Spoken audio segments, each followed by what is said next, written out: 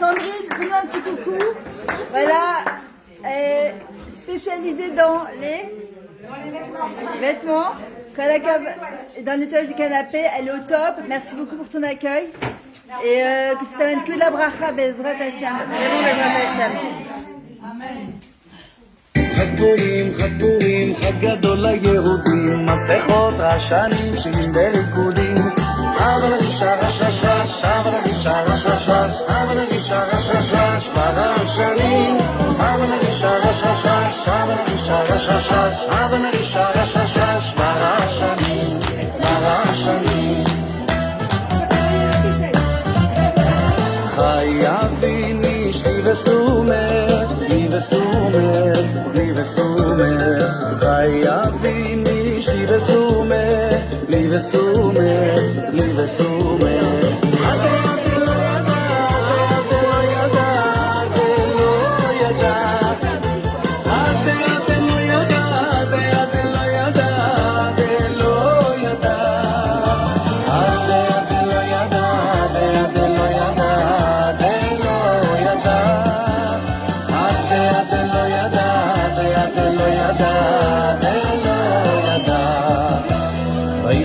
אחשוורוש הוא אחשוורוש, ויבימי אחשוורוש הוא אחשוורוש. המולך מהודו והגוש, המולך מהודו והגוש. שבע וסימומי המדינה, שבע וסימומי המדינה.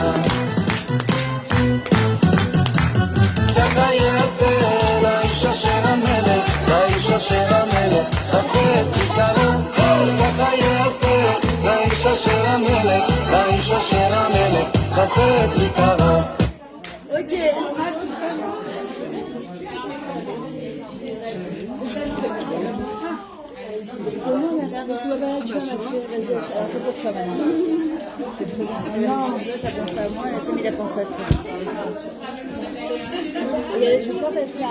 Il y a des tomates et tout, tu fais là.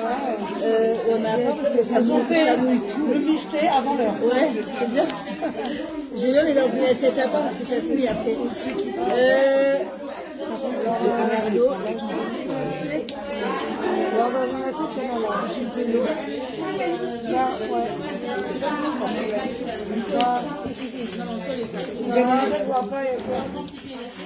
Il y a 3 gouttes de coca. Non, c'est bon.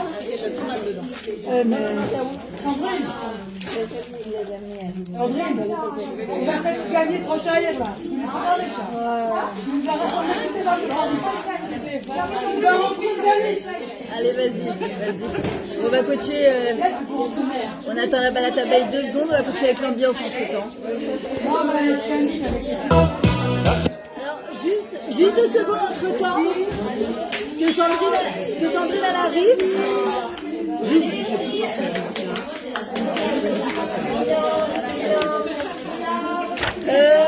Regardez, je vous fais passer une feuille avec les noms, téléphones et prénoms.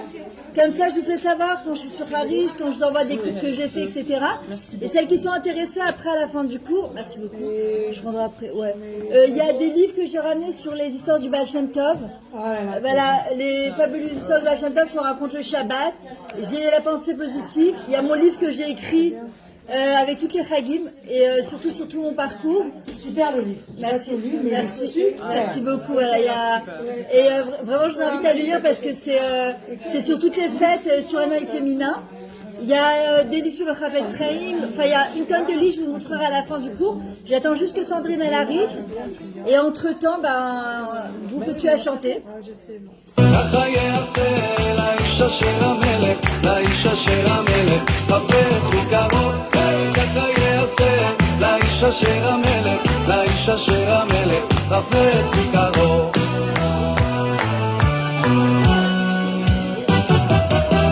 שושנת יעקב צהלה ושמחה, לראותם יחד חלק מרדכי. שושנת יעקב צהלה ושמחה, לראותם יחד חלק מרדכי. תשועתם, הייתה לנצח ותקוותם, בכל דור ודור, ברוך מרדכי היהודי, ברוך מרדכי היהודי. תשועתם, הייתה לנצח ותקוותם, בכל דור ודור, ברוך מרדכי היהודי, ברוך מרדכי היהודי. את המן תלו על עץ גבוה, את ויסתה להציץ. את המן תלו על עץ גבוה, את ויסתה להציץ. את המן תלו על עץ ויסתה להציץ, את ויסתה להציץ. את המן תלו על עץ ויסתה להציץ, את ויסתה להציץ.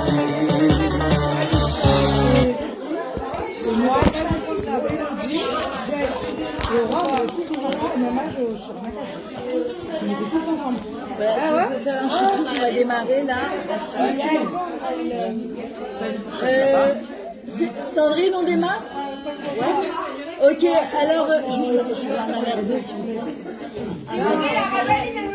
Oh, merci. Juste un verre d'eau, Bevakacha, tu veux de l'eau? Ok, de l'eau. Merci beaucoup.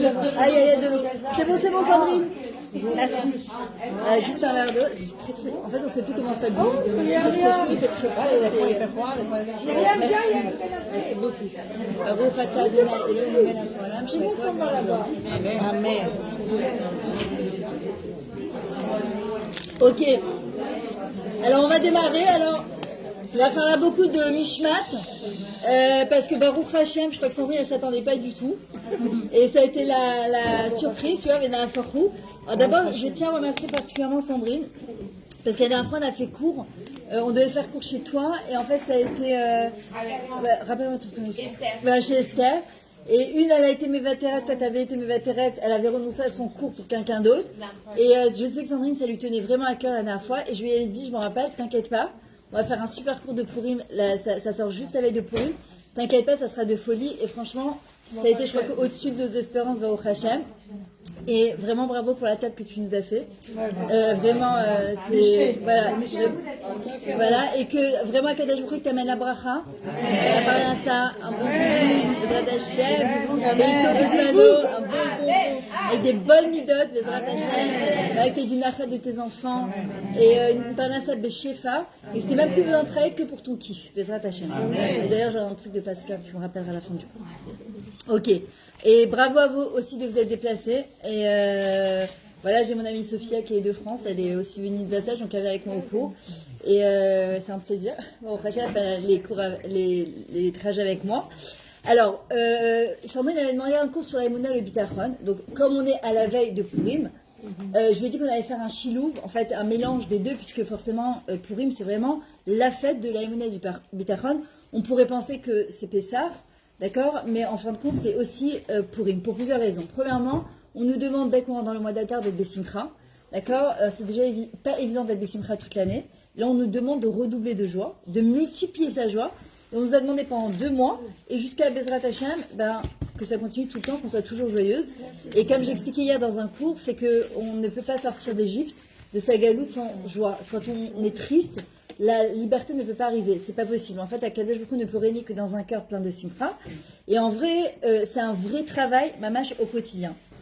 Maintenant, la deuxième chose, la fête de Purim, c'est une fête de fierté et d'espoir. Une fierté qu'on appartient à un peuple qui est incroyable. On le voit en ce moment depuis le 7 octobre, encore plus que jamais. D'accord? Que Yachad et Natsea, que justement, c'est que Beyachad qu'on a pu réussir à retourner la Xéra. Tant qu'on était dispersés dans l'âme Israël, à la période de Purim, il n'y a rien qui se passait. À partir du moment où on va se mettre tout ensemble à jeûner, donc 3 jours et 3 nuits, alors là, il va se passer quelque chose, il va y avoir un miracle. Et en vrai, c'est ce qu'elle disait, Sivan Meir, dans une katava qu'elle disait. Elle dit, on pense toujours que quand on aura un miracle, alors on sera joyeux. Elle dit non, il faut être joyeux, et le miracle s'y produit. Et j'ai trouvé ça magnifique parce que c'est vraiment comme ça. Nous, on attend le miracle, on dit quand j'aurai, quand il sera, quand ça se passera, alors j'aurai plus de simcha. Et en vrai, Hachem, il te dit exactement le contraire. Parce que tu es Bessimcha, alors tu es Goremet, on est Gorem, on entraîne justement le miracle, et c'est pas le contraire. Alors, pardon, attendez, je vais mettre sur silencieux. Pardon, voilà. Et voilà. Et en fait, c'est une fête de fierté et d'espoir parce que justement, ça nous appelle au fait que Mordechai, il va pendant tout le temps, pendant les 5 ans que Esther, elle est dans le royaume, elle est devenue reine malgré elle, il va aller la voir tous les jours, pour savoir Mashloma, comment elle va, d'accord? Comment elle se sent dans ce palais où elle est entourée de Perses, d'impureté, d'accord? Comme avec Yosef en Égypte, c'est exactement la même chose. Comment elle se sent? Et en gros, on dit pourquoi il va tous les jours et il demande à Esther comment elle va, c'est quoi le but? En vrai, c'est parce qu'il avait l'espoir, il savait qu'il se passerait quelque chose, qu'un miracle arriverait. Et en vrai, quand il va la voir, Mashloma, comment elle va? Le mot shalom, ça vient du mot comment tu vas, mais en vrai, ça vient du mot aussi shlemut et l'entité et la perfection, et aussi pour savoir comment elle va, elle, à l'intérieur. Et tant on voit qu'à un moment, elle a écrit le Télim Kavbet, Esther Amalka, le 22, c'est elle qui l'a écrit. D'ailleurs, il y a une lien depuis Rosh Chodesh Adar jusqu'à Shushan Purim, donc jusqu'à lundi prochain. Même si vous n'avez pas fait encore, vous pouvez toujours le lire. De lire le Télim Kavbet qu'elle a écrit. Et à un moment, elle dit à Kadosh Baruch Hu, Eli, Eli lama zavtani, Hachem, pourquoi tu m'as abandonné? Et à un moment, elle dit, Avadeti, je suis complètement perdue dans le palais du roi. Et qu'est-ce qu'il lui répond Mordechai? Va-t-il bash bigde amalchut, remets tes habits de royauté. En fait, qu'est-ce qu'il est en train de lui dire? N'oublie jamais que tu es une reine, que tu es une fille de roi, remets tes habits de royauté. Où c'est qu'on retrouve cette expression? Dans le Lecha Dodi, le soir quand on rentre Shabbat, on fait Kabbalat Shabbat, on dit Itnahari me afarkoumi lifshe bigder tifaterami. C'est secoue-toi de la poussière de la terre, réveille-toi, bouge-toi et remets tes habits de royauté. C'est quoi le lien de royauté, de malchut? En fait, c'est de se rappeler qu'on appartient à un peuple qui est incroyable. On est fiers d'appartenir à ce peuple-là, au Hachem, que grâce à Dieu, on a Dieu dans notre vie, parce que si on n'avait pas Dieu dans notre vie, je ne sais pas comment on pourrait tenir, ça serait impossible. Voilà, je pense que de l'autre côté, ils n'ont pas eu. D'accord? On ne pourrait jamais tenir si Hachem n'était pas avec nous. Et qu'en fin de compte, quand on se rappelle que Vatilbash, Bigda, Malchut, qu'on appartient à un roi, à un peuple, avec que le roi de ce peuple-là, c'est le maître du monde, alors, au Hachem, on peut aller et avancer d'aller, c'est ce qu'il nous dit Mordechai, Vatilbash, Bigda, Malchut, remets tes habits de princesse. Maintenant, une autre chose, on voit que Mordechai, il nous apprend aussi l'espoir. L'espoir, ça veut dire que même si on a l'impression, Astara, chez Betor, Astara, Sham Nimta, Shamid Barar. Dans les endroits les plus, Astara, c'est du mot Esther, d'accord, c'est Esther Amalka, les plus cachés, où tu as l'impression que c'est le rocher total, c'est l'obscurité, et ben Dafka Kadosh Baruch Hu, il est là-bas. C'est là-bas qu'il faut aller chercher. C'est pas quand on est en euphorie, quand tout va bien, quand on est assis autour d'une table, quand on est en train de manger, qu'il est taper des mains. D'accord? Demain, à partir de demain, on jeûne. On jeûne pas 3 jours et 3 nuits. On jeûne Bessachakol un 3/4 de journée. D'accord? Ce qui est pas grand-chose. Et on pose toujours la question, il y a des gens, je suis obligée, c'est pas comme Kippour, Tisha B'Av. Le jeûne d'Esther est hyper important. Il faut savoir ce que je leur disais hier, je sais plus où j'étais hier. J'étais où hier? À Ranana. Ouais, c'est ce que je leur disais. Je sais plus où j'étais. Hier, j'étais à Ranana et je leur disais, on se pose souvent la question, est-ce que je suis obligée? On trouve des terribles, je suis malade, je suis pas malade, je suis enceinte, je pense à bon. Je parle pas de gens qui sont malades, que c'est assourd de jeûner. Je parle de gens qui sont en bonne santé et qui se doivent de jeûner. On va pas chercher des terribles. Chacun a son combat. Nos chayalim, ils sont sur le front. Notre combat à nous, c'est de jeûner pour ces chayalim-là. Il faut savoir que chaque fois qu'on va jeûner, et on le fait besimcha, et quand on comprend l'impact que ça a, on est en train de sauver des chayalim. On leur donne de la force. D'accord? On mange toute la journée, au Hachem normalement. Nos chayalim, ils mangent dans des conditions qui ne sont pas possibles. Ils ne se douchent pas. Ils sont dans des conditions qui sont impossibles. Alors, si on nous demande de jeûner, ce qui est d'abord très bien pour le corps, et puis c'est une grande capara, il faut le savoir, quand on jeûne, c'est mechaper sur plein d'avérotes. D'accord? Et c'est pour ça que quand on sort du jeûne, tout de suite, bon, là, Bémikré, on ne va pas lire la Megillah. Normalement, on lit la Megillah. Et Bezrat Hashem, on rentre mais là, c'est pas grave, on rentre dans Shabbat, c'est aussi, au Hashem, quelque chose de gadol et quelque chose de grand. Et ça, c'est super important. Maintenant, le lien de la tarpossette. C'est quoi le lien du masque? Pourquoi on se déguise? D'accord? Il y en a qui disent on peut pas, tignout, pas tignout. Je parle de déguisements normaux, c'est pas le Halloween, d'accord? On parle de déguisements normaux.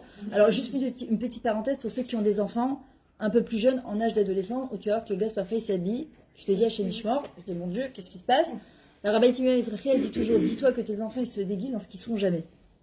Et parfois, on se dit, oh là là, je pense pas possible, s'ils se déguisent comme ça, c'est qu'ils auraient peut-être voulu être comme ça. Alors, je vais raconter un truc qui m'est arrivé, là, je le raconte dans mon livre. Il y a quelques années, j'habitais à Bétar et j'étais voisine avec le Rav Zamir Cohen. Et donc, je priais dans sa synagogue. Et donc, il y avait la deuxième lecture de la Megillah. Donc, on n'était que des femmes. Il y a le Rav Zamir, le Baal Koré, et puis il y a encore quelques jeunes hommes comme ça. Et de dos, je vois un des jeunes hommes qui avait la tête complètement rasée avec un truc qu'il avait fait dans sa tête que je ne vous dirai pas parce que c'était azoui.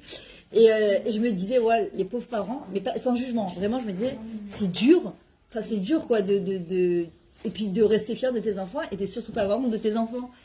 Et donc, je suis en train je finis la Megillah, un peu perturbée par tout ce que j'ai, parce qu'il n'y avait pas que lui, il y avait d'autres jeunes hommes. C'était de la Omanout, hein, c'était de l'art. On termine Pourim, les gars se retournent, et le fameux jeune homme, c'était mon fils. Et là, je me suis dit, j'ai dit, il se passe quoi là? Mais pourquoi? Et elle me dit, ça va, c'est juste pour Pourim, etc. Et en vrai, au début, je lui dis, non mais t'étais pas obligé de faire un truc comme ça dans ta tête, quoi. Tu peux te déguiser, mais il m'a dit, ça va repousser, t'inquiète pas. Bon, je ne dirais pas ce que c'était parce que c'était azouille. Et en fait, de toujours comprendre que nos enfants, mais ça rigole, enfin, ils se déguisent dans quelque chose qui ne seront Bezrat Hashem jamais. Le lien de la terre possède, il y a le mot ripousse dedans. Chercher. On va chercher. Qu'est-ce qu'on va chercher en fait? Plusieurs choses. Premièrement, on cherche Akadosh Baruch Hu. Dans la Hastara, on cherche Hashem. Il y a une histoire du Baal Shem Tov un jour qui se baladait comme ça. Et puis il voit un enfant derrière un arbre en train de pleurer. Il lui dit, pourquoi tu pleures mon fils? Il lui dit, est-ce que je joue à cache-cache avec mes copains? Mais ils m'ont oublié, ils sont partis, ils ont continué à jouer ensemble et moi ils m'ont laissé ici. Et le Baal Shem Tov il dit, c'est exactement avec Hachem. Parfois, en vrai, quand on dit qu'Hachem il pleure, c'est parce qu'il dit, je joue à cache-cache avec mes enfants et j'attends toujours qu'ils me cherchent. Et en fait, il dit, mais j'ai cherché, j'ai pas trouvé. Un d'avoir casé. Celui qui cherche à Kadosh Baruch Hu, il le trouve. Et derrière nos masques, parfois, derrière la terre possède, on doit aller chercher la main d'Akadosh Baruch Hu. Par exemple, on pourrait se dire, c'est Sarah, c'est ça? Elle a dit, elle a fait le Mishté avant le Zman, et tu verras que de toutes les manières chez nous, qu'il n'a Sarah ou pas, que ce soit une Souda, que ce soit Shabbat, on est toujours en train de manger, c'est comme ça. Baruch Hashem, depuis le Etzadat, le fait que Adam et Chava ont mangé du Etzadat, qu'est-ce qui a marqué? Un marlo Amin Etzadat, cette sorte de Etzadat. Ne lis pas Amin Etzadat, mais Haman Etzadat. Aman, il est déjà au début de la parashat Bereshit, c'est cette espèce de Amana, et en fait, l'union de la Souda, c'est quelque chose qui rapproche, et Akadosh Baruch Hu, il veut que Dafka à Purim, c'est une fête de Emouna, c'est la fête de la Emouna, plus grand Kippour qui est Purim, d'accord? C'est plus grand Purim que Kippour. Kippour, on ne mange pas, on boit pas, on se douche pas, on se parfume pas, on dort pas avec son mari dans le lit, on prie pendant 24 heures. Purim, à part la Megillah, on se saoule, on mange, on boit, on s'éclate, on se déguise, c'est exactement le contraire, et on se saoule ad deloyada, d'accord? Mamash ad deloyada. Maintenant, pas les femmes, hein, je vous en prie, restons, d'ailleurs même les hommes, hein. Ouais, même les hommes, parce que j'ai vu des trucs horribles, mais même c'est horrible. Alors qu'il faut comprendre, ça veut dire quoi ad deloyada, d'accord? Et en vrai, Hachem il nous demande dans les choses les plus simples, les plus matérielles d'aller chercher. C'est la Emouna, parfois on croit que la Emouna, le bitachon, c'est dans les grandes choses de la vie. Pas du tout. La Emouna, le bitachon, c'est dans les choses les plus simples, comme par exemple dans une tomate. D'accord? Ça peut être dans un balantache ou dans une salade de choux, ça peut être dans une olive ou un bamba. Ce que je leur disais hier, quand tu rentres dans un supermarché, tu peux te dire, ouais, les prix, ils sont explosifs, c'est vraiment exagéré, c'est quoi ce délire? Ou te dire, attends 2 secondes, tu rentres dans le supermarché, on est en temps de guerre, on pourrait être dans des miklatim et ne pouvoir même pas fêter Pourim. Et se dire, attends 2 secondes, j'ai juste à prendre mon caddie, à choisir mes aliments. Ça va? Je me disais, en fait, je ne voyais pas le rapport. J'ai la bonne place. Ah ouais, grave. Et en vrai, de te dire, tu as juste à prendre tes aliments, tu les mets dans ton caddie, mais au kilo. Et nous, on croit que c'est normal, on est juste en train de voir le prix, le truc, etc. Je dis pas que c'est pas cher. Mais Baruch Hashem, regardez le shefa. Le shefa, parce que le contraire du shefa, si on ne le regarde pas, c'est quoi? Pécha. Pécha, c'est quoi? C'est le crime. C'est quelqu'un de pécha, c'est quelqu'un qui... C'est Aman. Aman, c'est quoi? Il a tout pour être heureux. Et qu'est-ce qu'il dit? Kolze eno shoveli. Ça ne me sert à rien tout ça. Pourquoi? Parce qu'il dit que Aman, Mordechai, il ne veut pas se prosterner devant lui. Il a le sceau royal, il est riche, il est plus riche que Achashverosh, il a des femmes, il a des enfants, il a le pouvoir, tout le monde crève de peur de lui. Mais Mordechai, Yehudi, ne veut pas se prosterner devant lui. Il est talouille, il est dépendant de Mordechai. Comment il a fini? Talouille à la hetz. C'est-à-dire que, pendu sur un arbre, quand on est dépendant de quelque chose d'extérieur pour avoir de la simcha, en fait, on se pend soi-même, on se pend à la corde soi-même. Quand on sort de cette chose-là en se disant, c'est qui l'homme heureux? C'est pas celui qui a tout ce qu'il veut, c'est celui qui veut tout ce qu'il a. Je répète, parce qu'elle est très belle cette phrase. C'est qui l'homme heureux? C'est pas celui qui, quand il aura tout ce qu'il voudra, attends que j'embrouille pas, mais c'est ce qui veut déjà tout ce qu'il a. On dit toujours quand j'aurai autre chose, alors peut-être que je serai plus Bessimcha. Et en on te dit non, si tu veux déjà tout ce que tu as, tu seras Bessimcha. Et quand quelqu'un il est Bessimcha, alors il attire le Shefa. Et quelqu'un qui ne veut pas du Shefa qu'Hachem lui donne, alors il arrive au matzab de Haman Aracha, qui est du pécha. C'est exactement le contraire, d'accord? C'est un pocha. Il a tout ce qu'il veut pour être heureux, mais non, il a les yeux, il est obsédé par Mordechai. Et Mordechai, c'est quoi sa force? Midar Kachem, il en a rien à faire de Haman Aracha. Zélo, Mésis, Otto, ça le bouge pas. Il s'en fout complètement, ça lui passe complètement au-dessus. Maintenant, qu'est-ce que ça nous apprend la Tarposet? Quand on est né, on ne s'est pas posé la question est-ce qu'on allait boire, manger, on va nous changer la couche, etc. Les enfants, ils sont tamim, c'est la simplicité.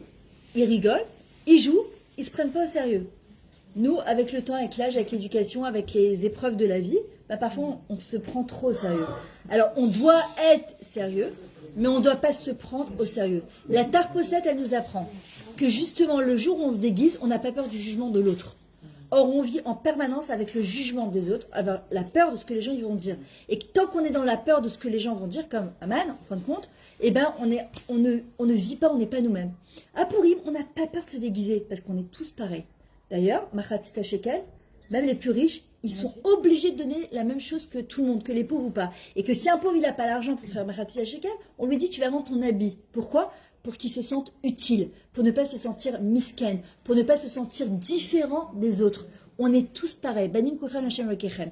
On est tous ces enfants d'Akadosh Baruch Hu. Derrière la Tarposet, on est en train de se dire, vous vous rappelez, pendant la période du Covid, on est tous devenus pareils. Il n'y avait plus de riches, il n'y avait plus de pauvres.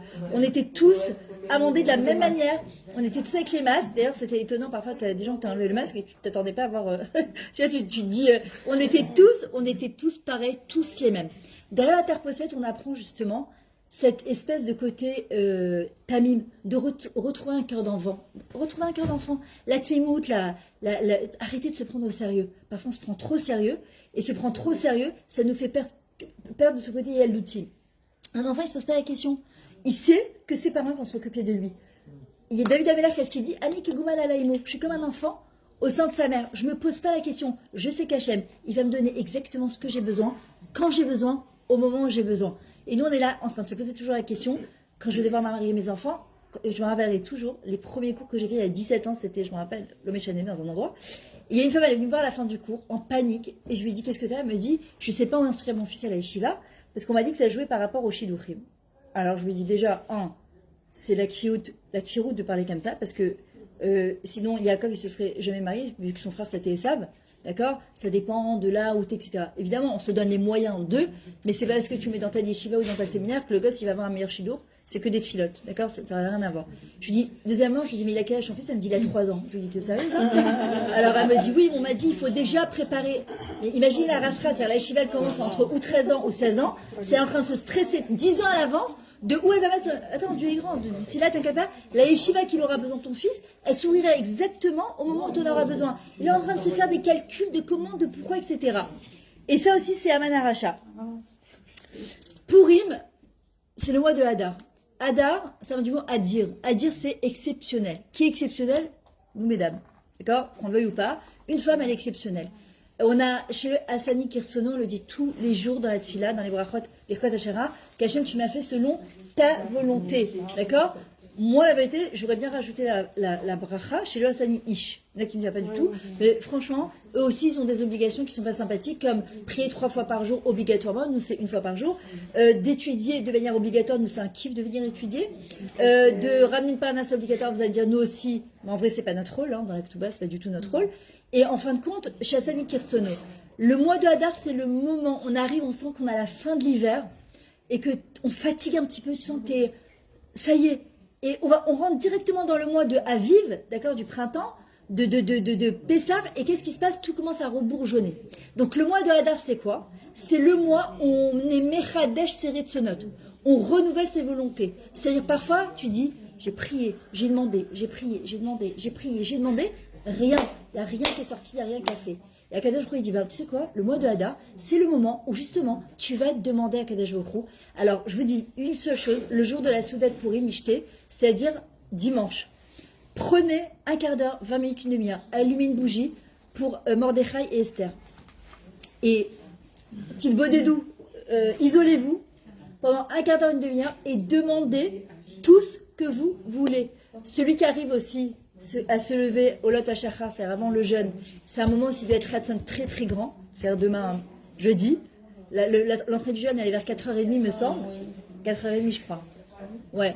Donc, se lever assez tôt, et c'est un moment où il faut prier. C'est un Etratson, toutes les portes du ciel, elles sont ouvertes à Purim. On dit, à un moment, quand Esther, elle va se... Il y a Aman qui se jette sur elle et que Mordechai, Achashverosh, il arrive. Il voit tout ce qui est en train de se passer. Là, il va comprendre qu'il y a un problème avec Aman. Et il va dire à Esther Amalka, c'est là qu'elle va révéler son identité, quelle est ta demande, quelle est ta volonté, je vais te donner jusqu'à la moitié de la royauté. Il n'y a pas marqué Meler Achashverosh, il y a marqué Meler. Meler, c'est Hachem. Le jour de Purim, on parlait de ça avec Sophia dans la voiture d'un fois, la manière dont on va donner à des gens quand ils tapent à la porte d'Imé Purim, Hachem il nous donnera de la même manière. Hachem nous dit le même jour de Purim. Macha la terre ou ma bakashater anitaler khatratia malchut. Qu'est-ce que tu veux, ma fille? Purim, aujourd'hui, sha'are shamem tuchot. Toutes les portes du ciel elles sont ouvertes. Qu'est-ce que tu veux? Demande tout ce que tu veux, je te donnerai atratia malchut, jusqu'à la moitié de la royauté. Lo chaser shum davar akadosh baruch hu. Il lui manque rien du tout. Va-t-il bash bigde amalchut. On remet ses habits de royauté. On se rappelle qu'on est dans le palais du roi et qu'Hachem, chez Akadosh baruch hu, il lui manque rien du tout. Ni les ivogim, ni les yeladim, ni la parnassa, ni la santé, ni les maisons Mlimashkenta. Il lui manque rien à Kadosh Baruch Hu, il faut juste ouvrir sa bouche et demander. Donc ce qu'on fait, c'est qu'on prépare un sac avec des pièces, d'accord?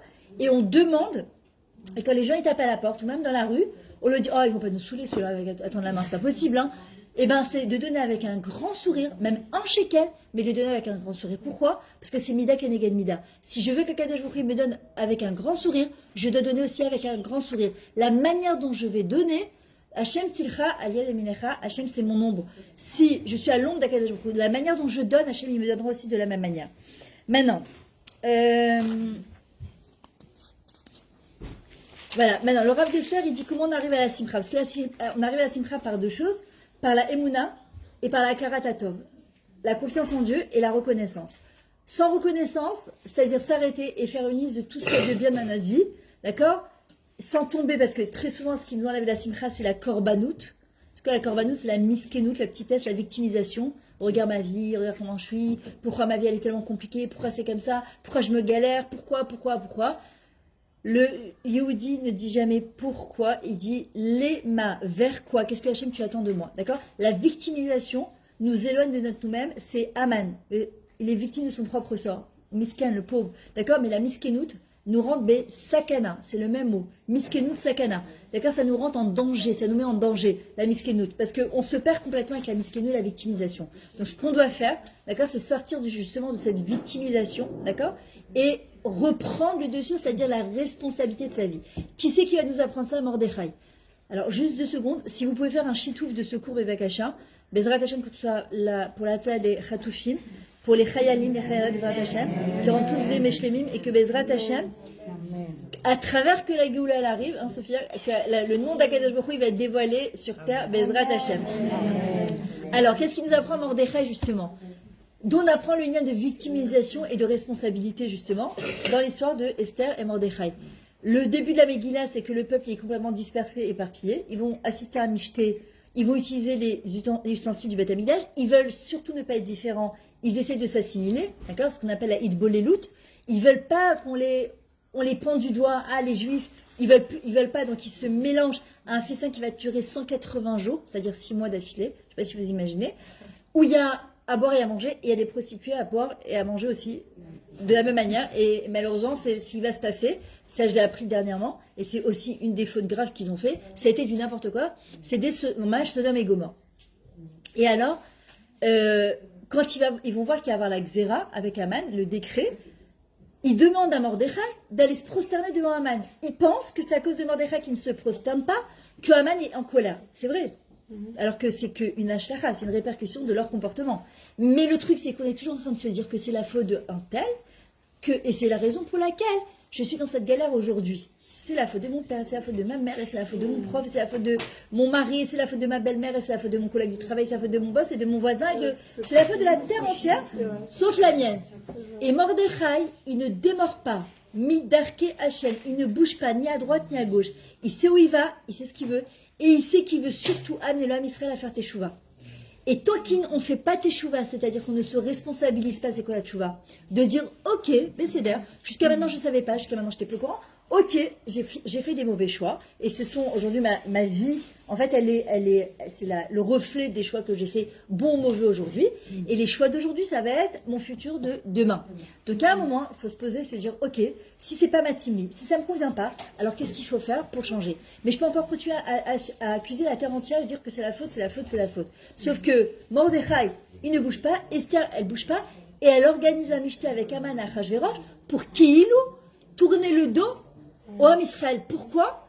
Parce que quand on n'a plus sur qui compter, elle a nous admis l'échelle, alors qu'est-ce qu'on fait? Et là, à la Vino chez Bachamaim, on n'a plus le choix que de lever les yeux au ciel et de dire à Kadesh Baruch Hu, là, il n'y a que toi qui peux m'aider. Et quand on arrive enfin à cette Nekuda, à ce point-là de lumière, en fin de compte, de elle a nous admis l'échelle, je n'ai plus sur qui compter, c'est là que la Yeshua, elle arrive. Pourquoi? Parce que Be'astara chez Betor HaAstara, Sham Nimsa Shemit Barar. Dans la Nekudat Rocher de l'obscurité, d'ailleurs, c'est ce qu'il y a marqué dans le Ténu Kavet, la Nazal Alayelet Ashacha, d'accord, l'aurore, c'est l'aurore qu'on dit, non? Juste avant le lever du soleil. D'accord, c'est le moment le plus obscur de la nuit, d'accord, le moment. Juste avant ça, juste après ça, elle dit Lili Amazaftani. Hachem, pourquoi tu m'as laissé tomber? C'est dans ce point-là, ce point d'obscurité, que Dafka Kadesh Baruch Hu, il se trouve. Attendez, je vais vous mettre la chanson de Astara Shvedafara parce qu'elle est trop. ואפילו בהסתרה שבתוך ההסתרה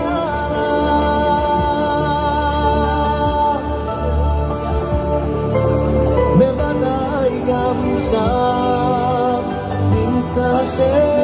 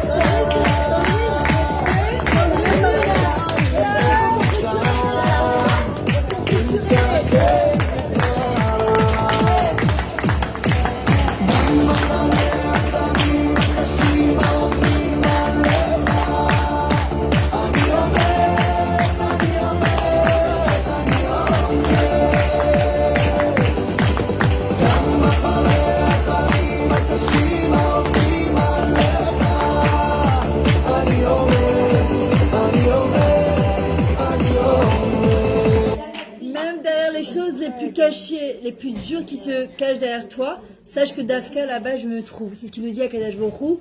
Astara, chez Betor Astara, on a l'impression qu'on est seul au monde dans ces moments-là. Et justement, ça serait impossible de tenir si on était seul au monde. C'est justement dans ces moments-là qu'Akadosh Baruch Hu est encore plus proche de nous. Mais la Emouna, le Bitachon, c'est quoi? La Emouna, c'est de la Hanava. C'est de l'humilité. En fait, parfois on se dit, pourquoi moi? Pourquoi je devrais galérer comme ça?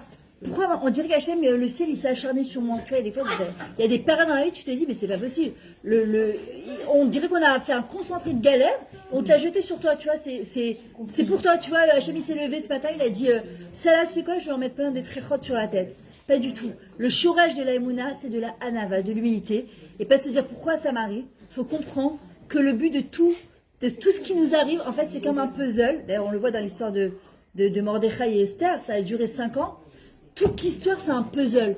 Toute l'histoire de notre vie, c'est un puzzle. En fait, il y a plein de choses qu'on ne comprend pas qui arrivent. Et en fait, c'est encore un petit bout, et un petit bout, un petit bout. Et Hachem, il a un projet pour nous. Il a un projet à Kadosh Baruch Hu pour nous, qu'on ne comprend pas toujours. Et c'est ça qui est difficile. Mais derrière ce projet-là, en fait, à Kadosh Baruch Hu, qu'est-ce qu'il veut? C'est qu'on soit de son meilleur. Qu'on grandisse. Qu'on pousse de ça. Qu'on se construise, qu'on sorte le meilleur de nous-mêmes. Et parfois, en malasot, c'est dur, mais qu'à travers ces choses-là et ces événements dans la vie, parfois, on arrive parfois à sortir le meilleur de nous-mêmes. Maintenant, le manque d'Emouna, c'est quoi? C'est de la gava. C'est dur à comprendre, mais c'est de l'orgueil, parce qu'on se dit, En fait, on pose la question, c'est pourquoi, mais il n'y a pas de pourquoi. Il n'y a pas de pourquoi. C'est Mamash, c'est Hachem, il sait ce qu'il fait. On doit juste lui demander de passer ça avec Savlani. Non, c'est juste qu'on a un petit peu froid. Non, c'est pas grave. Ça va, c'est bien comme ça? Ouais. Ah, c'est un moustiquaire? Ah, vas-y. Allez. Voilà, super. Ok. Le Baal Shem Tov Akadosh, il dit c'est quoi le din? Quand on voit le din, il dit c'est quoi? Il dit c'est le mal que nous on voit avec nos yeux. Nous on croit que le din, c'est Hachem qui l'envoie, alors que vous connaissez la chanson Enra Yored Min Hashamayim, il n'y a pas de mal qui descend du ciel. Donc si je dis mais si il y a du mal qui, eh ben on te dit non, il n'y a pas de mal. Le mal c'est que notre istaklut à nous, notre regard sur la vie, qui est Metzumtsam, c'est-à-dire qui est complètement étroit. En fait, on a une manière de voir, c'est ce qu'on appelle l'Égypte, Mitzraïm, Metzar, voilà, c'est l'étroitesse, et qu'on n'arrive pas à voir au-delà de ça.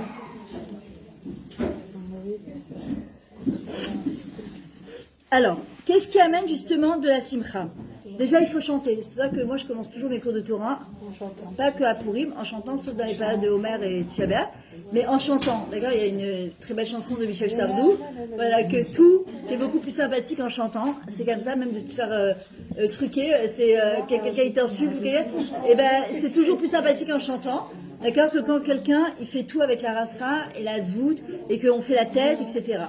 Je vous le dis, je me le dis aussi à moi, parce que c'est pas toujours évident dans le quotidien, mais voilà. En vrai, la simcha, c'est quoi? C'est mi'al ateva. C'est de vivre mi'al ateva. Notre nature, parfois, surtout chez les femmes, on est hormonal, d'accord? Et c'est une des klalas qu'elle a reçues, Chava, une des malédictions, c'est quoi? La zout, la tristesse. Elle tend vers la tristesse, Chava, d'accord?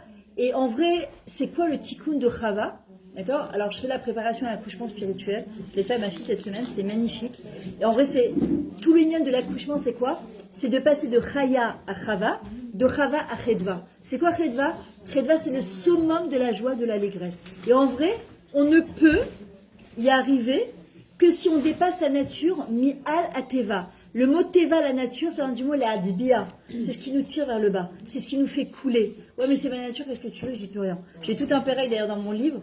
Sur ça, sur la simcha, parce qu'on m'appelait Myriam la boudeuse quand j'étais petite, d'accord, que je faisais toujours la tête, et en vrai, quand on te met en plus des étiquettes comme ça, faire hyper attention avec les enfants. Myriam la boudeuse, Myriam c'est du mot Mariam, l'Égypte, l'amertume, je sais pas quoi. Et aussi, ben, Myriam, ça s'écrit Mérif, c'est élevé. Attends, juste, je sais pas ce qui se passe.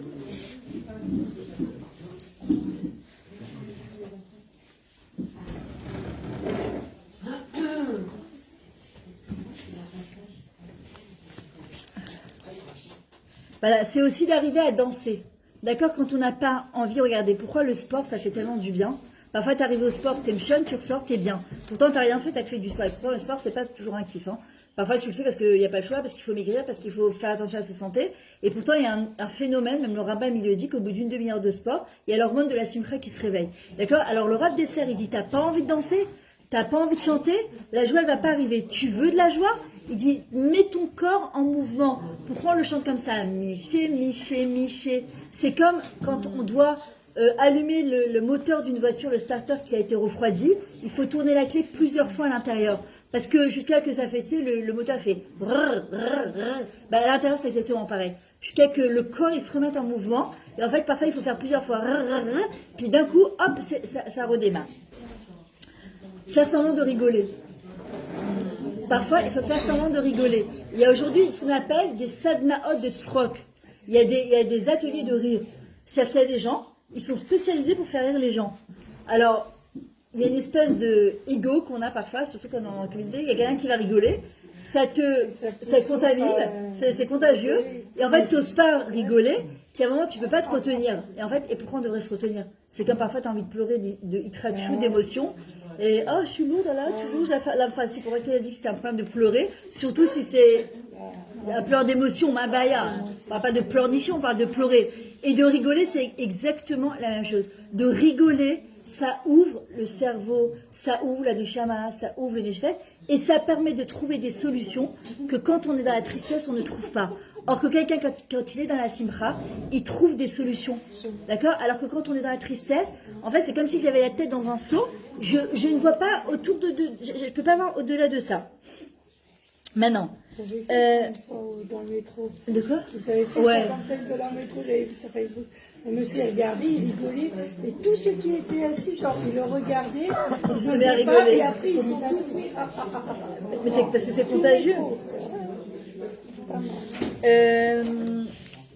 Ok. Et aujourd'hui, on peut dire que l'attitude de Mordechai, c'est la même attitude qu'Israël, on a. C'est-à-dire que tout le monde veut nous faire plier par rapport au Hamas, par rapport au monde arabe. Alors c'est ce qu'il nous apprend. Voilà, c'est ce qu'il nous apprend Mordechai, c'est qu'en vrai, c'est de tenir bon. C'est la fierté et l'espoir. Comme il dit David Améler, Vaïba l'idée de Hachem. C'est-à-dire que mon cœur, il s'enorgueillit dans le chemin d'Hachem. Il est fier. C'est pas que je m'enorgueillis dans le sens de Gava. Non, déjà. C'est possible qu'il y ait un problème de connexion de temps en temps. Il y a un problème de... Ouais. Il y a un autre, il y a un million de plus et un Alors c'est quoi qui est mieux? Moi je prends un million. Ah, tu m'as dit un million de plus, non? Non. Alors attends 2 secondes. Parce que j'ai un problème. Peut-être c'est ici où il n'y a pas trop? C'est possible? C'est pas grave. Ok.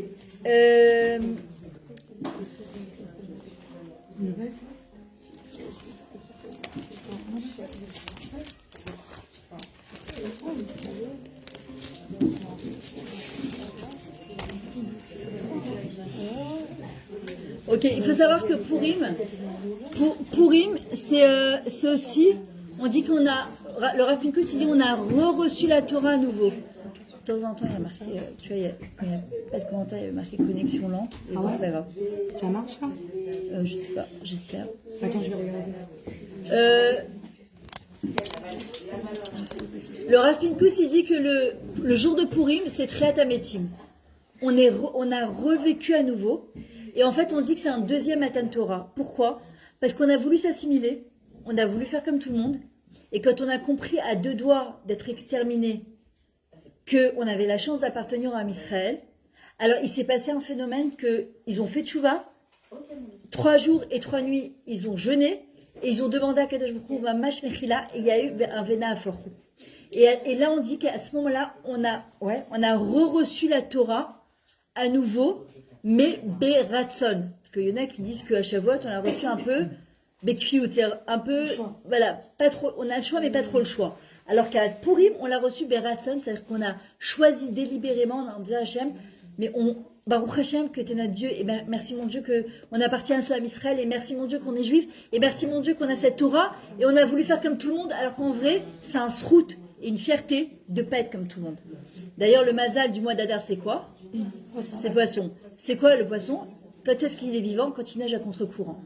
Et c'est pour ça qu'on est comparé au poisson. Dès qu'on veut nager comme tout le monde, c'est fini, c'est mort. Quand justement, et c'est ça qui dérange les nations, c'est d'ailleurs ce qui les rend fous. Elles comprennent pas comment on tient bon encore aujourd'hui. D'où ça nous sort ce truc-là? Où nous encore la trail, pas chute méode. Maintenant, ce qui va se passer, il y a marqué en fait au début de la Megillah, Yeshnam, d'accord? Yeshnam Am, il y a un peuple. Yoshen, il dort. Il y a une perte d'identité totale. Ils savent plus qui ils sont, ils savent plus où ils habitent. Et quand est-ce qu'on va retrouver notre identité? À la fin de la Megillah, quand il y a marqué l'air veknos et kol hameodi, va les rassembler. Fais en sorte qu'ils soient que un. Quand on est un, qu'on gêne tous en même temps et qu'on comprend qu'on est tous pareils. C'est pour ça que derrière les masques, en fait, il n'y a plus. À Purim, on est tous tenus d'écouter la Megillah de la même manière, il n'y a pas de différence. On doit tout donner le Machatzit Shekel. On donne tous Mishloach Manot. Normalement, la mitzvah, c'est 1, d'accord? Mishloach avec 2 manot. Le Mishloach Manot, normalement, on le donne à quelqu'un qu'on aime très fort. Et avoir la kavana de le donner à Kadosh Baruch Hu. Non, ça. D'avoir la kavana. Alors, il y a deux déotes. Il y en a qui disent donne-le à quelqu'un avec qui t'es en bisbise. Avec qui t'es en bisbise pour faire le shalom. Et il y en a qui disent donne-le à quelqu'un que tu aimes très très fort en ayant la kavana que tu le donnes à Kadosh Baruch Hu. Et en vrai, c'est quoi l'union de Mishloach Manot Ish Lereu? C'est de dire, écoutez ça parce que c'est trop beau, c'est de dire à l'autre personne, sache que c'est grâce à ton jeûne, à ton jeûne, à ton jeûne, à ton jeûne, parce que toi tu as jeûné, pas parce que moi j'ai jeûné, que la xéra a été annulée. Donc, par Akaratatov, je te remercie. Donc, je te donne, et on s'est quand même oublié, hein. On est en train de faire une tacharou de Mishloach Manot, c'est quoi le plus beau, c'est quoi le plus gros, et on est gêné si la voisine elle va t'envoyer un truc de ouf, et toi t'as préparé un truc dans un petit sac avec deux trucs, et tu dis, oh là là, la honte, la honte, la honte. Il y a un Mishloach Manot à donner. Plusieurs matanotes les vionim, ça c'est mieux, d'aider plutôt, que de dépenser de l'argent dans les Mishloach Manot, et de nourrir les supermarchés, d'accord? Par contre, non, un Mishloach avec 2 manotes, c'est Mishloach Manot, avec 2 brachot, de préférable, consommable, tout de suite. Et en vrai, on n'a pas à avoir honte. On prépare un beau Mishloach Manot et le reste par respect, si jamais comme ça on n'est pas pris au dépourvu, on doit les donner. On fait un beau Mishloach Manot avec tout son cœur en disant que je suis en train de cahier mitzvah de Mishloach Manot. Je suis pas en train de faire une tacharoute avec qui que ce soit. Je suis pas en concurrence avec qui que ce soit. Ce que je fais, c'est parce que tu me l'as ordonné. Et je suis en train de remercier mon prochain grâce à son jeûne à lui, grâce à ses mitzvot à lui. C'est par reconnaissance que je le donne. Sinon, on s'oublie complètement. On est en train de faire des concurrences. Qui c'est qui va faire le plus beau Mishloach Manot? Et c'est pas du tout le Inyan. Pas du tout le Inyan. Et justement, qu'est-ce qui a fait que la Xéra s'est annulée quand on a tous été Beyachat, c'est-à-dire toutes et tous au même niveau? Piton, il n'y avait plus de différence. Il n'y a plus de différence. Quand on a un masque, justement, on est derrière nos masques comme ça, il n'y a plus de différence. D'accord? Lui, tu as des guisants Shrek, l'autre, elle est en. Merci beaucoup. Trop gentil. Shrek? Moi, tu vois, j'étais à une bar mitzvah à Purim, et il y avait un couple c'était Shrek et Fiona. C'est très sympa. Hyper sympathique. Vous avez Disney. C'est très sympathique. Voilà, c'est quoi la voix de Haman Aracha? Parce que tu vois, Sandrine, tu parlais de Mouna et Bitachon, et Mouna et Bitachon, en vrai, on a confiance en nous quand on a aussi confiance en Hachem. Et malheureusement, parfois, on dit j'ai confiance en Dieu, mais j'ai pas confiance en moi. Ça va pas ensemble. Parce que si j'ai confiance en Dieu, j'ai confiance en celui qui m'a créé, avec toutes les bonnes true notes et les mauvaises true notes que j'ai, les bonnes midotes. Et donc, en fin de compte, le premier mot que je dis en me levant le matin, c'est Moda Ani Lefanecham Elach Elker. Chez Chezata Binishmati, tu m'as rendu Manishama. Pourquoi? Bechem la Rabba Batecha. Parce que tu as confiance en moi. C'est ta confiance en ce que je vais apporter dans ce monde. La preuve, c'est que Baruch Hashem, Zachinu, cette année de faire encore un Purim, il y a d'autres personnes ils font plus partie déjà de ce monde. Bon, eux, en tout cas, ils sont bien là-haut, Bezrat Hashem, que je leur souhaite. Et où ce là? Ça va? D'accord? Alors que, en vrai, c'est d'avoir confiance en nous. C'est quoi la voie de Haman Aracha? Les doutes, les peurs. C'est aussi Paro, hein, c'est pareil. Paro, c'est Pera. Et le Tikkun, c'est Pessar. C'est de apprendre à parler, de communiquer avec nous, avec Kadesh Borou. La voix de Haman, c'est t'es nul, tu vaux rien. Tu sers à rien, t'es inutile, de toute façon, tout ce que tu fais, tu le rates. Ton Purim, t'arrives soi-disant Bessimcha, c'est toujours la crise de nerfs avec les Mishloach Manot, les déguisements, les trucs. T'arrives, t'es épuisé les jours de trucs, il faut faire barbecue, et tout le monde qui débarque, et ça salue partout, et t'as les nerfs. Haman, il dit, c'est ça ton Purim? La Simcha, de fois, dit, waouh. Ça, de quoi? Il te reste un mois pour faire ça. Voilà, s'il n'est pas mis de gaber. De quoi? C'est pour ça qu'il y en a qui disent que les femmes elles doivent boire pour payer qu'il reste mois. Ouais, ben moi je dirais pareil pour les hommes qui doivent avoir le doux parce qu'ils crèvent de peur de leur femme la veille de Pessah, c'est encore pire. Ben non, Haman Aracha, c'est tu n'es pas à la hauteur. Donc quand tu ne sens pas à la hauteur aussi, tu perds de confiance en toi, donc tu perds aussi confiance en Kadesh Baruch Hu. C'est pour ça que c'est important de reprendre confiance en nous, d'accord? Sans avoir de l'ego. C'est pas contradictoire de reconnaître ce que Hachem m'a donné. D'ailleurs, Mordechai, il aurait jamais pu jouer son rôle si il s'était dit je suis nul, je suis rien, voilà, alors regarde à quel peuple j'appartiens, etc. Mordechai, son grand message d'espoir, c'est que il va se passer quelque chose. Il doit se passer quelque chose, donc il s'accroche. Et tous les jours, il va voir Esther dans le palais, il regarde comment elle va. Et tous les jours, il va. Il faut comprendre qu'il renonce à sa femme. Esther, c'est sa femme. Pour la survie du Ham Israël. D'accord? Il voit Miséochara, Mishora et Tanolad. L'homme sage, c'est celui qui va plus loin que le bout de son nez. D'accord? Et Mordechai, lui, sa force à lui, c'est de dire j'ai confiance en Hachem, j'ai confiance en moi, j'ai un rôle à jouer. Quelqu'un qui se dit pas j'ai un rôle à jouer, il perd de l'altitude. D'accord? Il se dit de toute façon, je suis rien du tout, donc ça sert à rien. Mais quand justement on se rappelle, va-t-il bash bigdé à ma route, que je dois porter des habits de royauté, c'est-à-dire que Akadosh Baruch Hu, il m'a choisi, il me pointe du doigt pour faire mon tafkid, alors là je vais pouvoir jouer mon rôle. On le voit avec Esther. Esther, elle veut pas au début. Elle a pas de père, elle a pas de mère. Elle est mariée avec Mordechai, tout va bien dans sa vie. Du lendemain, sa vie elle est chamboulée, on lui dit écoute, ton peuple il a fauté, c'est à toi d'aller réparer. Qu'est-ce que j'ai fait moi? Quel rapport avec moi? Moi je suis mariée, tout va bien, je suis de sa décade, je vis avec Mordechai, tout va bien. On lui dit oui, mais sache que toi tu viens réparer ce que ton ancêtre Shaoul n'a pas fait, c'est-à-dire qu'il devait tuer tout la Malakim. Il a eu Rahmanout, il a eu pitié pour un, c'était qui? C'est Aman. Il est devenu Aman Aracha. Donc c'est toi qui dois venir réparer. Maintenant la pauvre, elle a rien fait, elle. A priori, mais c'est des Gilgoulim, on comprend rien du tout. Donc Mordechai lui dit, tu peux ne pas y aller, il n'y a pas de problème. Mais ou tu reviendras en Gilgoul encore une fois, ou bien il y a quelqu'un d'autre qui fera le tafkid à ta place. Donc tu veux ou tu veux pas. Et a priori, elle ne veut pas. Elle n'a pas envie. Elle rentre dans le summum de l'impureté. Elle rentre dans 127 provinces. Elle n'a pas envie d'être roi. Elle ne cherche pas les honneurs. Elle cherche pas. Elle s'en fout de tout ça. Ça l'importe peu tout ça. Est-ce qu'elle veut se demander avec Mordechai et faire sa voie d'attaché tranquillement? Ma'akadosh Baruch Hu, il lui chamboule sa vie. Il lui dit ouais, ça c'est ton plan à toi. Mais moi j'ai un autre plan pour toi. Tu veux ou tu veux pas? Et en vrai, la Emouna, c'est que il y a des choses parfois qui nous arrivent dans notre vie. On est plein d'imionotes. On est plein de fantasmes et de rêves et de Walt Disney, comme il disait. D'accord? On est plein de... Et puis Hachem, il vient, il te chamboule tout ça. Et il te dit... Et toi, tu lui dis, mais pourquoi? Je comprends pas, c'est quoi ce qui s'est passé là dans ma vie? C'est quoi ce chamboulement? Et Akadosh il dit, t'inquiète pas. Comme Mordechai, tiens bon. Tu vois pas tout le puzzle. Et c'est ça qui est difficile. C'est qu'on voit pas le bout de l'histoire.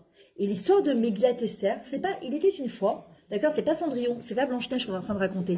D'ailleurs, le Baal Shem Tov, il dit, celui qui ne lit pas l'histoire de la Megillat Esther comme sa propre histoire, et qui se dit, bon, c'est l'histoire de nos ancêtres, tu vois, c'est Esther et Mordechai.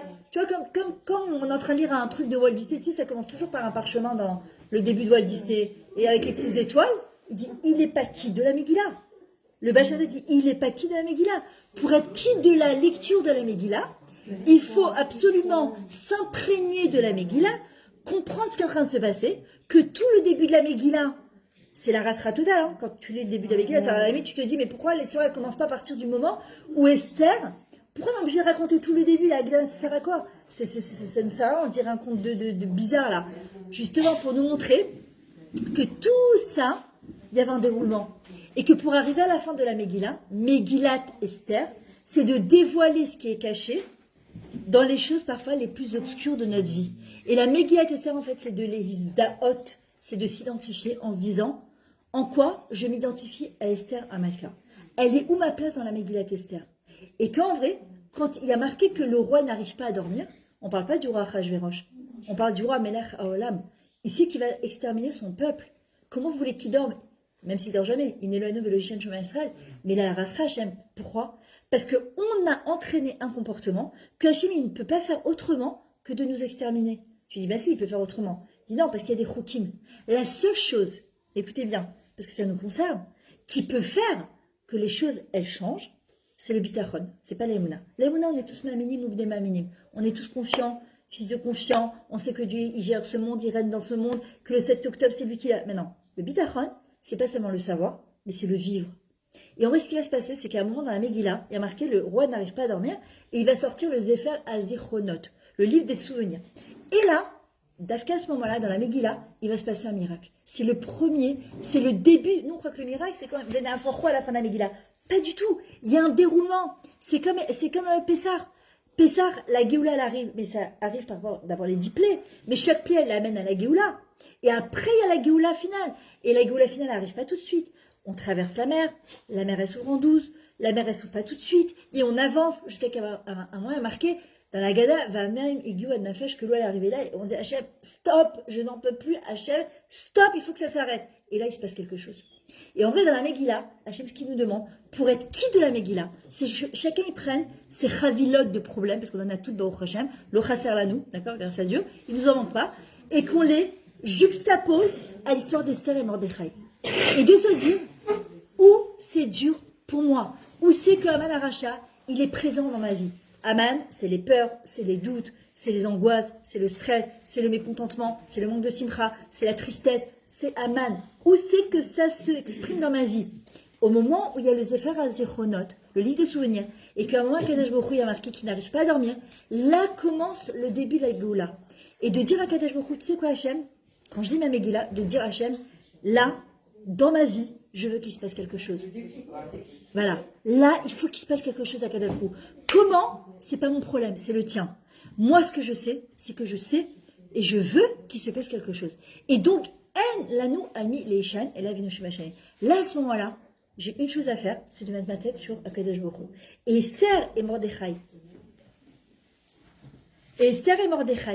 ils ont fait exprès de tourner le dos à, comment il s'appelle, au Ham Israël, pour qu'ils soient acculés au pied du mur et qu'ils se disent, attends, panique totale, si même Esther et Mordechai, les Gdola adorent, ils nous tournent le dos, mais on est mort. Ah, ça y est déjà. Ah, il est 10h. Wow. Tu veux rentrer ou tu attends un petit peu? Tu vas dehors? Là, c'est bon? Ok, d'accord. Peut-être on peut lui donner une chaise. Ouais, ouais, le pauvre. Il vient de faire une heure de roue. Ouais. Peut-être une petite affaire. Ouais. Ouais. Je suis attends parce que là, il va être envahi, il va paniquer là.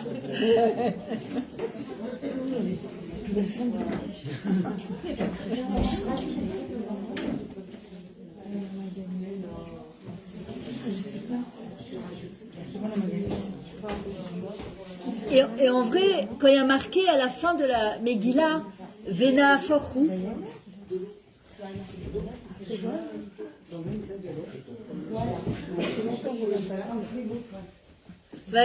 quand il va avoir à la fin de la Megillah, il y a marqué Vena Forhu, qu'est-ce qui va se passer? À ce moment-là, on doit avoir la kavana de se dire qu'à ce moment-là, précisément, à Kadosh Baruch Hu, dans notre vie, il nous faut un Vena Forhu.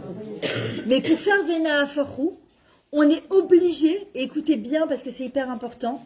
Moi, c'est en réécoutant aujourd'hui le cours, parce que j'étais à Ashkelon, aujourd'hui j'ai fait de la route au Hachem, j'ai réécouté.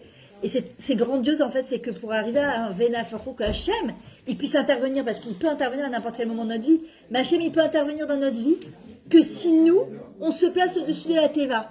Si on ne se place pas au-dessus de la nature, Hachem, il ne peut pas intervenir. Et attendez, juste 2 secondes, on a bientôt terminé. Juste, ce qui va nous aider à nous placer au-dessus de la Teva, c'est quoi? C'est le Bitachon B'Hachem. C'est pas l'Aïmouna. Le Bitachon, c'est-à-dire qu'à Kadesh Baruch Hu, je lui dis, voilà Hachem, je ne peux plus rien faire, je suis complètement perdue, il n'y a que toi qui peux m'aider, et que la Yeshua et la Géoula et les solutions sont entre tes mains. J'attends ta Yeshua. Et à ce moment-là, Kadesh Baruch Hu peut intervenir et il peut faire un Vena Forhu. D'accord? Le Vena Forhu, c'est quoi? C'est quand on se place au-delà de la nature. C'est quand on est capable, en fait, de regarder l'histoire de notre vie, pas de manière au premier degré, parce que là, on est complètement paumé, dans la Teva Anartotovim, on se noie complètement, mais au contraire, on va se placer au-delà de la nature et on va regarder en se disant, ok, c'est sûr qu'il y a quelque chose, il y a un projet divin derrière tout ça, je ne le comprends pas encore, c'est dur pour moi, Hachem, c'est dur pour moi, je te demande de la patience et du bitachon, il ne peut pas avoir de mal derrière tout ça, c'est sûr que c'est que du bien, mais entre-temps que ça arrive, s'il te plaît, aide-moi. Mais la force de la Megillat Esther, c'est pas seulement les gens ils disent il faut pas louper un mot, on passe son temps à dire chut, chut, chut, chut, d'accord? Donc on n'est même pas concentré. À la limite, quitte à aller à un minyan où il n'y a pas d'enfants, si c'est compliqué, ou d'aller demander à un Chabad qui vient de le lire à la maison si on a un problème de concentration, parce qu'on a tous des problèmes de concentration aujourd'hui avec les portables, il faut le dire, d'accord? Mais de se concentrer en se disant où c'est que moi je me situe dans la Megillat Esther. Deuxièmement, dans quelle manière je me situe, ça veut dire que le Ham Israël, il a fait quelque chose. Concrètement, pour faire venir la Géoula, pour que la Xéra elle s'annule, concrètement, ils ont fait quelque chose. D'accord? Hachem, il attend aussi quelque chose de nous. C'est-à-dire qu'il y a eu le 7 octobre, c'est pas terminé. Il y a des Khatoufim qui sont encore en otage, il y a des Chayalim qui sont encore sur le front, c'est-à-dire qu'il y a encore des familles qui sont endeuillées, il y a des familles qui sont dans l'angoisse permanente. Est-ce que leurs enfants ils vont revenir? Concrètement, qu'est-ce que nous on fait? Qu'est-ce que nous on fait pour pouvoir faire bouger les choses, pour qu'il y ait un Vena Forhu, que la Géoula arrive et que Akadosh Baruch Hu se dévoile enfin dans le monde. D'accord? Parce que c'est de passer... Hein? C'est d'avancer chacune... Mais très bien, je dis pas Chaz Hashem, je viens pas un reproche. Hein. Chacune avec... Non, Chaz Hashem, je dis pas... C'est pas chacun avec son émet. Déjà, de toute façon, la chose, je crois que la plus importante, vitale, fondamentale, c'est le bitachon B'Hachem. Et le bitachon, en fait, ça nous amène à la simcha. Parce que la simcha, parfois, on l'a pas. Parce qu'on dit à Hachem, je comprends pas. Vraiment, je comprends pas. Et parfois, j'ai pris ça sur moi. Et j'avance. Et je fais des télim. Et j'essaie des plus tsiout. Et des plus cachères. Et plus... Et t'as l'impression que plus tu prends sur toi, et plus tu t'en prends plein la tête. Et tu dis, je comprends pas. En fait, je comprends. Parfois aussi, il y a un rapport, enfin, j'ai remarqué, très souvent, il y a un rapport où justement, oui, mais j'ai fait ça, et comme en donnant, mais ça n'existe pas, ça, en vrai. Si on le fait, c'est parce qu'on le ressent et parce qu'on a compris qu'il fallait le faire. C'est pas en donnant. Non, mais pas du tout, surtout qu'il y a des... Ouais. Un peu En fait, on pense que... Oui, je comprends pas, j'ai Ouais. commencé là-dedans, oui, avant je faisais pas ça. Exactement. Mais Non, mais d'abord, il y a des dossiers avant. Nous, on se réveille un beau matin, on décide de faire tchouva, on prend un truc sur nous, et on croit que, tu sais, c'est sur commande. C'est bon, tu peux envoyer la commande Shane. Ah, mais elle a du retard, c'est bizarre, il y a la grève. Non, mais attends, il y a des dossiers avant. C'est-à-dire que, il y a la vérote qu'on a fait avant, et les trucs. Non, c'est pas, on comprend rien. Et ça n'a rien à voir. C'est parce que je prends un truc sur moi. Dans le sens où, très bien, t'avances, c'est bien. Mais de toute façon, on ne se fait que du bien. Bien sûr. On croit qu'on fait une tova Hachem. On ne fait pas de tova Hachem. On se fait du bien quand on avance. Mais bien sûr, c'est pour nous. Le lien, c'est pour nous. Nous, on pense qu'on fait une mitzvah pour la personne. Dans les physiques, ce qu'on n'a pas compris, c'est que la mitzvah, on l'a fait d'abord pour nous. Ah, mais complètement. Mais c'est pour ça qu'ils disent vraiment, c'est de comprendre qu'on ne fait pas une tova à Hachem. D'ailleurs, le Ham Israël, quand il a jeûné, en fait, ils sont annulés la propre xéra contre eux-mêmes. Et c'est qu'à ce moment-là, ils vont comprendre qu'ils n'ont plus le choix. Et ils doivent accepter, se responsabiliser et dire, ok, on a assisté pendant 180 jours à un michté où il y avait, que Dieu préserve, des prostituées et des kélim du Beth Amikdash. On a voulu l'île Bolel complètement s'assimiler. Et ben là, il faut faire tchouva. Il faut arrêter de dire c'est la faute de Mordechai et Esther et de dire oui, mais pourquoi Hachem? Non. À un moment, il faut se dire, ok, les Hamet inatzmenu, c'est-à-dire que, en fait, se regarder en face dans un miroir et se dire, stop, et se dire de quelle manière moi je peux avancer. Voilà. Encore quelques petits points parce qu'il y avait Cyril qui est arrivé.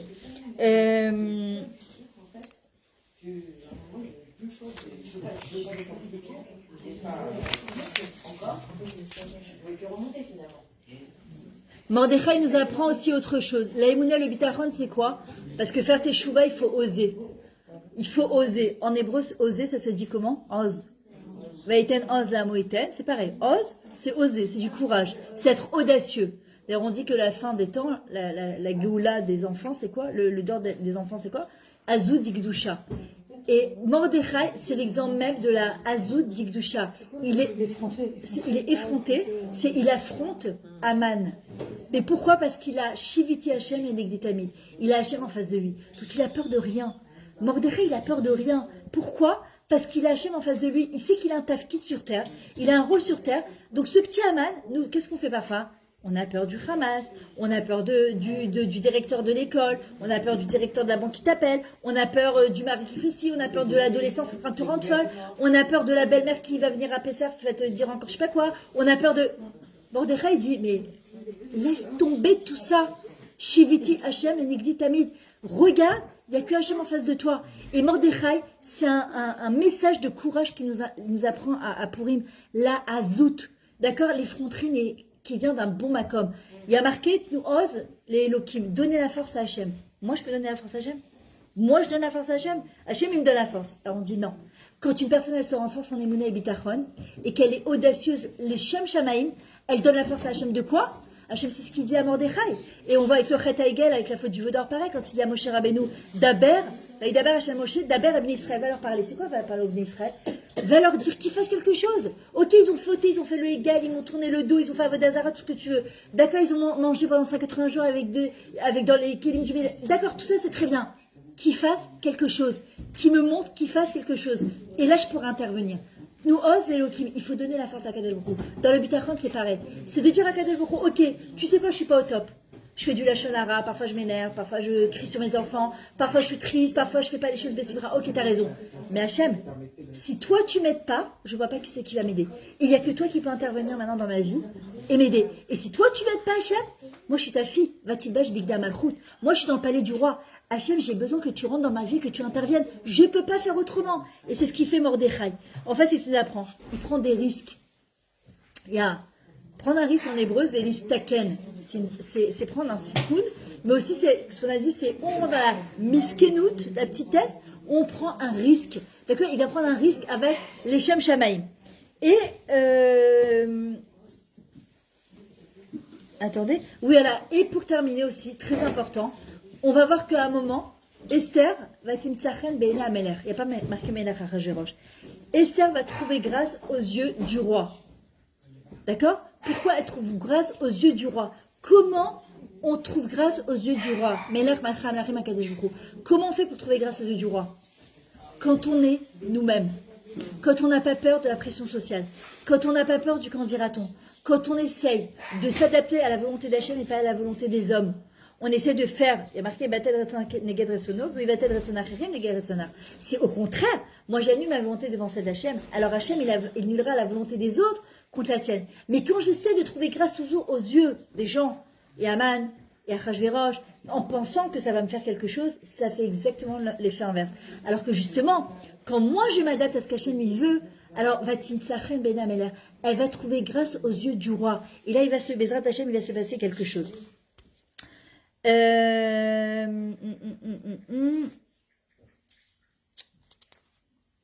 Voilà. Et encore un petit point très important par rapport à Purim, parce que c'est la fête de la Simcha. Mordechai et Esther nous apprend à être, avec un grand E, d'accord, à devenir, d'accord, et à danser la vie, d'accord. Il nous apprend à jouer la vie, en même temps d'être sérieux, mais pas se prendre au sérieux, et à danser la vie. On ne peut sortir de la Géoula et de Galout qu'avec les toupim, avec les tambourins. On n'a pas pu sortir sans les tambourins. Myriam, elle les a fait sortir d'Égypte avec les tambourins. Elle leur a dit, c'est vrai que c'est dur, vous en pouvez plus. Paro, c'est la chaîne Oref. Il nous a tués sous l'esclavage. Il nous a, asservis au niveau de notre mental. Il ne nous laissait pas penser, il ne nous laissait pas réfléchir. Et il dit, mais une seule chose qui nous fera sortir de cette galoute, si on danse la vie, si on décide d'être Bessimcha, quoi qu'il arrive. Facile? Pas facile. Du tout. C'est un travail au quotidien. Mais on ne peut passer de Purim à Pessah. Pessah, c'est la fête de la Géoula. Si d'ailleurs elle a envie d'organiser un cours avant Pessah, d'accord, je sais que c'est très juste, les femmes rentrent en panique, qu'on prenne ma mâche des cochottes avant Pessah. Moi, j'ai une autre manière d'aborder Pessah. Moi, c'était la panique. Ça m'angoissait Pessah avant. Je trouve que c'est une fête qui est merveilleuse, mais elle est tellement belle. En tout cas, si vous voulez organiser un cours pour Pessah, moi je me déplace, voilà, comme j'ai fait pour Sandrine, il n'y a pas de problème. D'ailleurs, j'ai fait passer une feuille avec vos numéros de téléphone, d'accord. Et Pessah, c'est la fête de la Géoula. On doit prendre toute la simcha de Purim et commencer ces placards dans la joie. On est en train de trier, on est en train de nettoyer, on est en train d'enlever. Pessah, d'accord, on est en train de parler, de communiquer avec Akadosh Baruch Hu en enlevant tout ce qui nous encombre. Les peurs, les doutes, les stress, les angoisses, et justement rentrer mariage dans cette simcha-là. Je vais laisser Bethel prendre la parole. Celles qui sont intéressées, j'ai plein de livres de folie sur la pensée positive. On a déjà des commandes là. Ok, j'en ai plein dans la voiture, j'ai tout en double, en triple, en quadruple. En tout cas, que vous sachiez, j'ai mon livre, vraiment, celles qui l'ont pas lu, je sais pas ce que c'est mon livre, je vous invite à le lire. C'est sur toutes les chagim qui sont un féminin. C'est sur Purim, Pessah, etc. Et justement sur tous les nièces de la Simcha et la proximité avec Akadosh Baruch Hu. Et en tout cas, Sandrine, merci beaucoup. Et que Hachem t'envoie que des... Allez, je vais la Simcha, les filles.